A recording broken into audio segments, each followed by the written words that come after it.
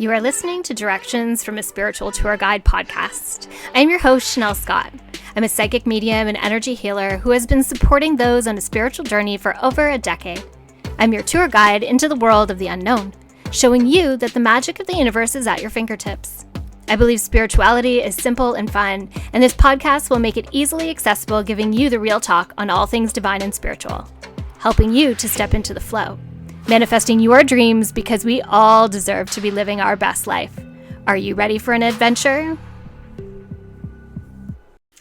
Hello, sunshines, and welcome to another episode of Directions from your Spiritual Tour Guide podcast. My name is Shanel Scott. I am your host and your spiritual tour guide. I am here as a spiritual mentor to guide you on this journey of life.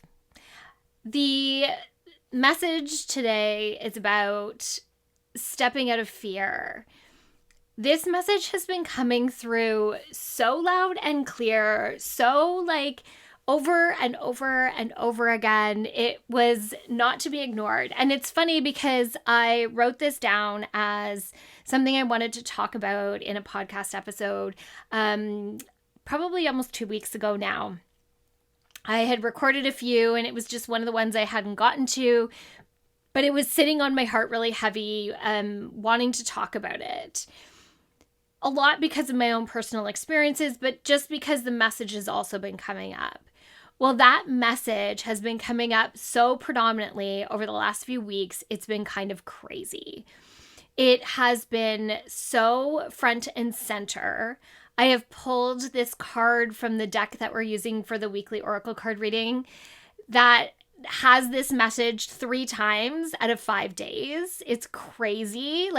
I shuffle and I question myself and then I shuffle some more and then I pull and then it's the same card and I'm like, this is nuts. And then I listened to my teacher's message this from last month that I never got around to listening to. And it talked all about fear. There's been several posts on social media today before I've been ready to record this. It's just been, again, so predominant, but it's something that is so major that we really, really need to talk about it. So the question to ask yourself when you are making a decision as you're moving through life is, do you move from a place of fear or are you moving from a place of grounded intuition, connection, all those beautiful things instead? It's interesting because we use fear as a tactic. And I'm going to totally raise my hand on this one. Even as a parent, we often use fear to help drive our children to do the things that we want them to do. Even if we look at marketing does it all the time. Get it now before you lose out. You're going to miss it. Don't you have the fear of missing out? It's so predominant in our lives that we use fear as a tool to manipulate or control people. And it's so ingrained in us. It's so ingrained in us. And fear is such a powerful energy, but not one in a high vibration kind of way, but in a lower vibration kind of capacity. So it's hard to not move into that place. But when we think of animals, which are, naturally move into fight or flight, if you see, we have bunnies in our yard and you see the bunny and sometimes I go barreling out the front door and I don't see the bunny there and it startles the bunny versus the days where I recognize that there is an animal in my yard and I walk out slowly and quietly so that I don't scare the bejesus out of the poor little thing. That is fight and flight. It recognizes that there is something that is potentially dangerous to their life and they react to it. It's like when you see a deer in a field or whatever eating and then all of a sudden the tail goes up and the head comes up because they've caught a scent or heard something that has again, kicked in fight or flight. There is something that is putting my life in danger. The difference is that as humans, we don't recognize it as our life in danger. We like to throw fear in there all willy-nilly for every reason and any reason. So it shows up in such a different way than what its purpose was. Originally, the purpose of fear was to keep us physically safe. It stopped us from doing stupid things like going into rushing water or jumping off a cliff or having it out with a wild animal or even the elements. Whereas now, we just let fear control our lives instead of actually living our lives. And I'm not saying completely control it, and I'm not saying everybody, but it is something that is just incredibly predominant. And I don't think that we always recognize when we're stepping into fear because it's such a natural state of being for us. Like I said, often as children, we are told things that create fear so that we behave ourselves. And again, I'm sure I did it to my children. I still tease them. You better run fast up the stairs because the boogeyman's down there. Because I know they don't like the dark, which I know it's mean of me, but it's an ongoing joke in our house. My children are teenagers, like teenagers. They're not little. So we tease. Like, you better clean the dust bunnies out from underneath of your bed because they feed the monsters that live under there.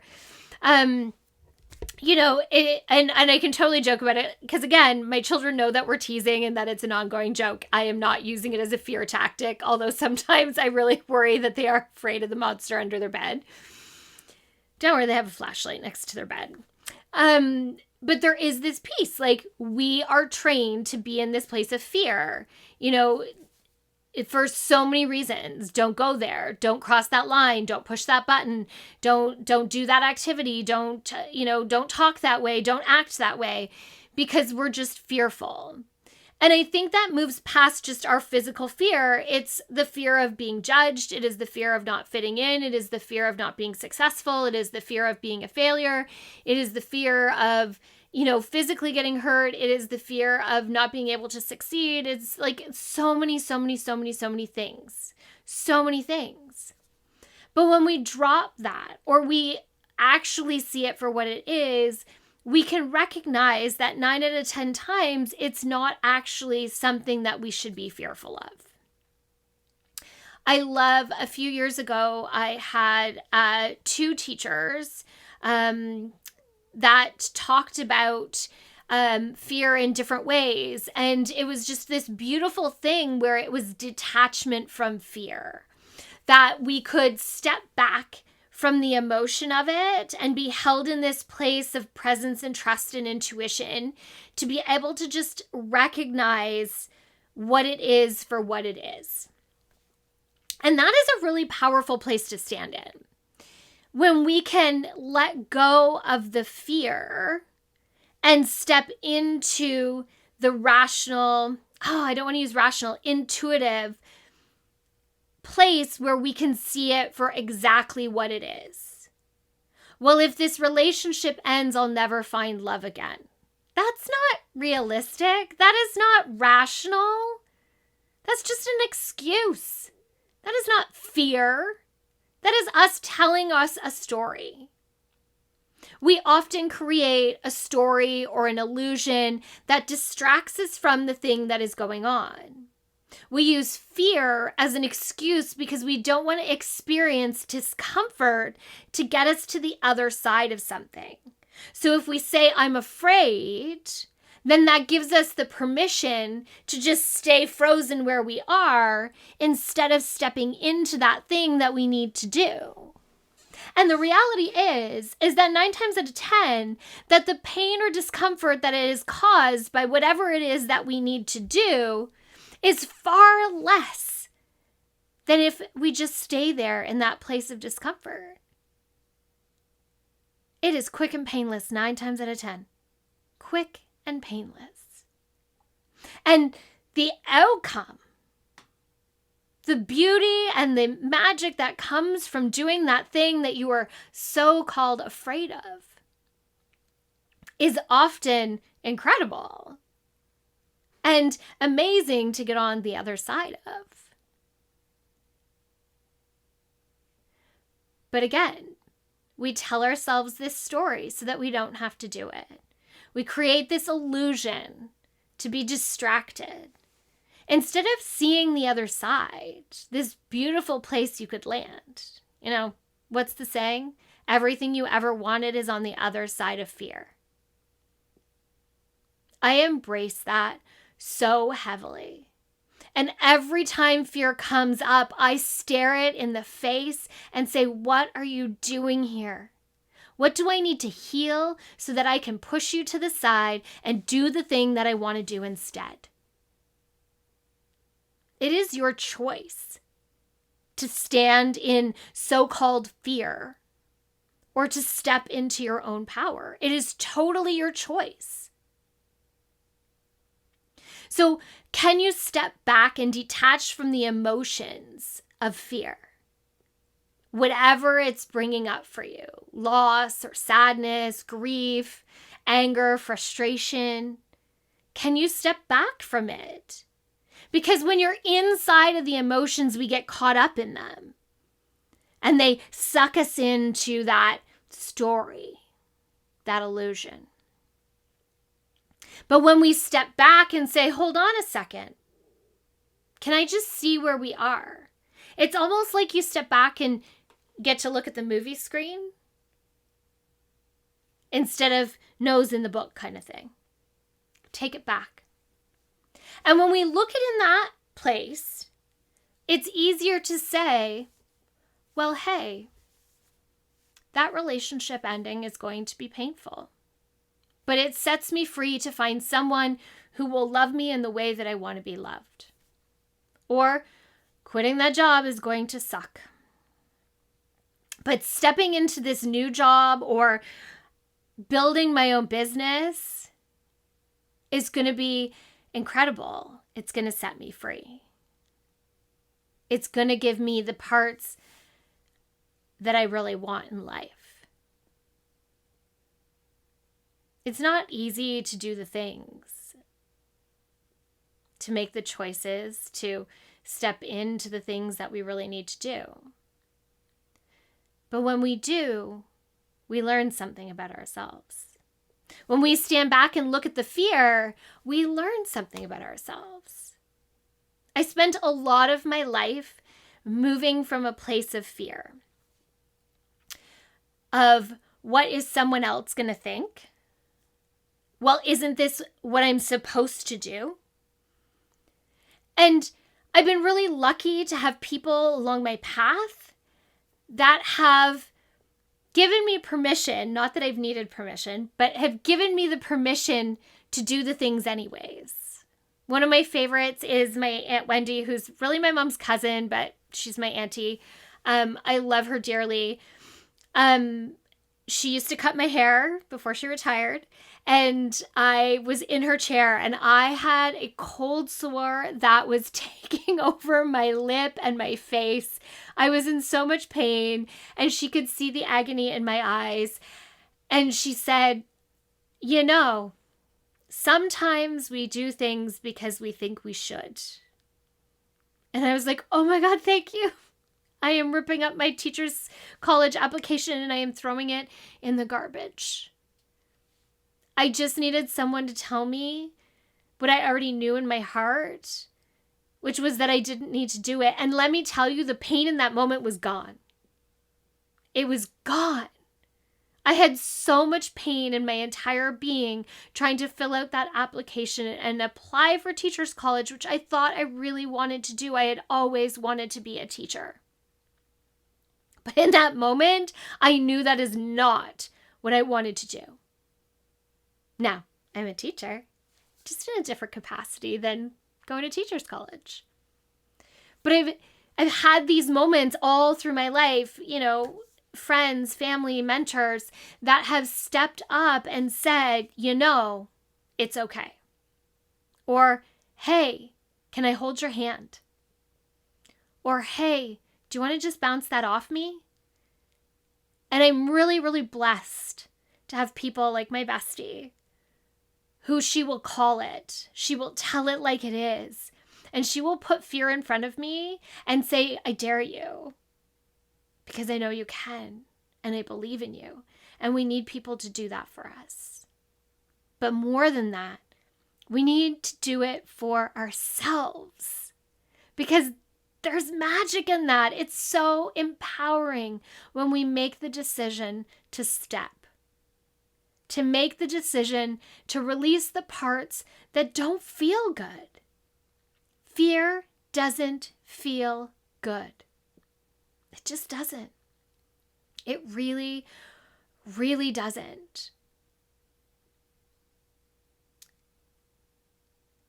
So, will you continue to choose to step into the illusion of fear?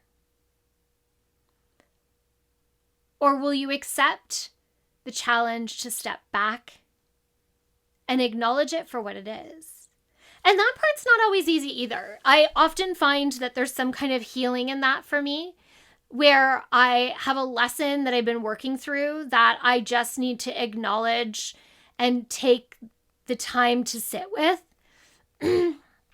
Sometimes that step back from the fear is work, and it is more pain or discomfort to move through the feelings and emotions, to move through the reason why the fear is showing up, to heal that piece of you, to take that wisdom, that lesson, and step forward into the next thing. And sometimes it's just taking one tiny step at a time. Like when I decided I was going to have a podcast, I think I owned my podcast mic for 6 months to a year before I plugged it in, took it out of the box. It was just sitting there, although it took me a little while to get it out of the box too. And then my kid kept trying to take it because he likes it. He thought it would be great for gaming. And I didn't let him take it. It took a lot for me to sit down and plug it in and actually record a podcast. That was a step of faith. That was sheer faith. Like, I just need to rip off the Band-Aid and do the thing. There isn't always somebody there to cheer us on. We often have to be our own cheerleader. But know that there's always somebody there. If you reach out and ask for help, somebody will stand there. But there's even more power in figuring it out for ourselves. Because the reality is, and it always will be, that healing is an inside job. Healing is, it's an inside job. We have to do the work ourselves.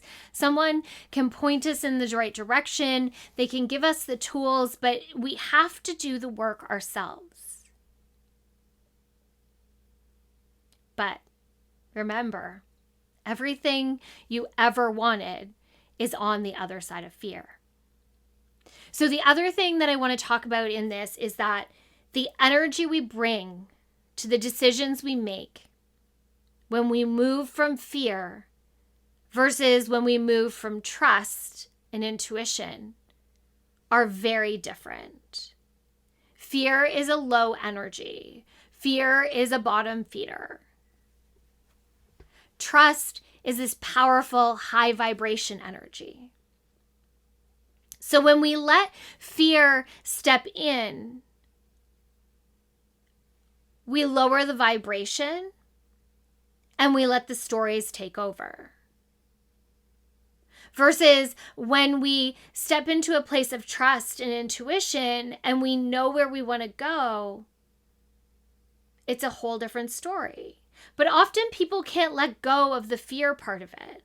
What am I going to lose? How am I going to get hurt? Things like that come up for people often. It's not about making decisions that hurt other people, But our decisions shouldn't hurt us either. Why should we shrink to make everyone else comfortable?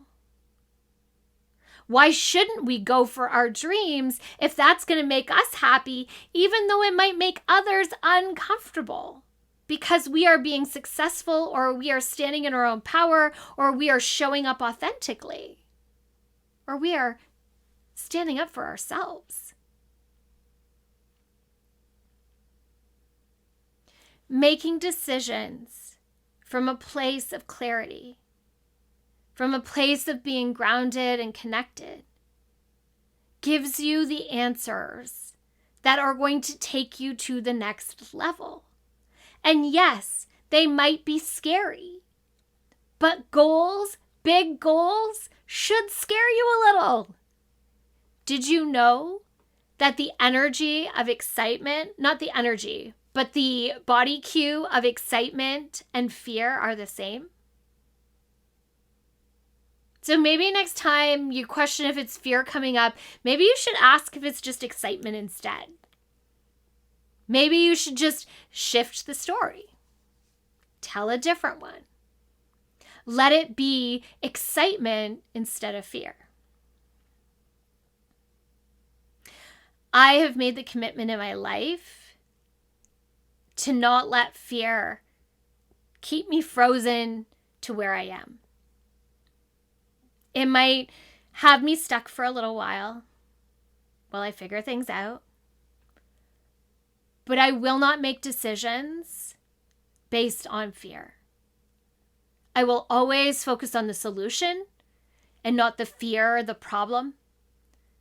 And I will always look to my intuition and my connection and my groundedness to make decisions from. And if I can't get myself to that place energetically, I will ask for help from someone who can help me get there. Not from someone who's going to tell me what to do, but someone who will stand next to me and allow me to see what I need to see. That will hold space for me and give me strength when I don't have my own. So who are your people that will help you do the same? Who are the people that will tell you like it is, that won't sugarcoat it and will be honest with you? That will support you in and love you through the difficult decisions and the healing that you need to do. Because those are the people you need to have around you. Those are the people that you need to have in your soul tribe.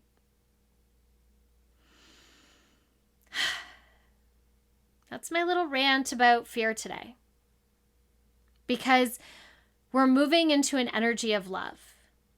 We're supposed to move from this place of joy and love and abundance and not from fear anymore.